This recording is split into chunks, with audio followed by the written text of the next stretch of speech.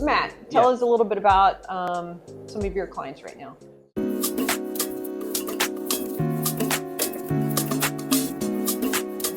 So I have a kiddo right now. He's elementary age school, and a big fear of contamination, dirt and germs, but also on the spectrum. So that just kind of, requires some modification when it comes to exposures. He has the compulsion of, flicking out the contamination. So there's a lot of this happening, but also there's a lot of question asking from mom. Like disgust, or is he afraid of getting sick? It's, fear of getting sick. Okay. So, he heard somewhere, about Ebola, and now all of a sudden, it can live for so long, so he wants to make sure everything's clean. What kind of exposures is he doing right now?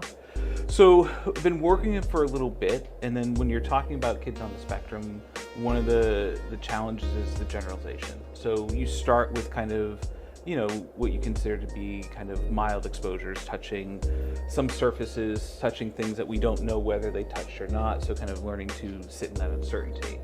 But every time we start a new exposure, sometimes it feels like a brand new exposure, because the generalization doesn't always happen. Right. So right now we're working on door handles, and so because that's kind of up there for him, but he's able to do it. And is he cross-contaminating after, or is he licking his hands? What is he doing after he touches the door handles? It's right now we're just doing like holding the door handles until you feel comfortable. Oh, gotcha. Okay. And then we'll get to kind of the more disgusting ones. Yeah. He's not looking forward to that, Right. but we've talked about it.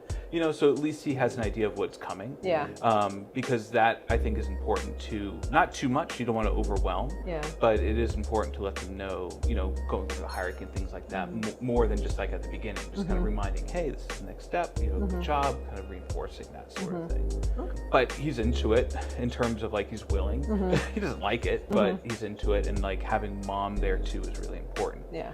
Because then she can also see the exposures being done and help kind of guide the exposures. So when they're not with me, that can be done at home, because that's important too, especially with kids on the spectrum. That structure is important. So it's good to have that solid foundation with parental involvement, especially with the younger kids. If he was older, it would be more like parental monitoring, and he would kind of do his own exposures. And how's motivation when you're treating some of the kids on the spectrum? Depends on their perception of the compulsions or the OCD in itself. So if they see it as getting in the way of something they would like to do, then motivation is higher. Like with the kid that I'm working with now, it's very much distressful because he loves going to school and he loves kind of doing like the activities and things, and it's really kind of getting in the way of that. He's having to do all these compulsions. So he was stressed out.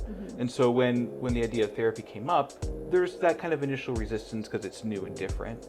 But once he kind of, learned how to do it, or like we talked about it and kind of framed it in a way that was helpful for him, it's like, oh, I get it now. And once we start rolling, then it's okay, I'm able to do stuff. So motivation is there.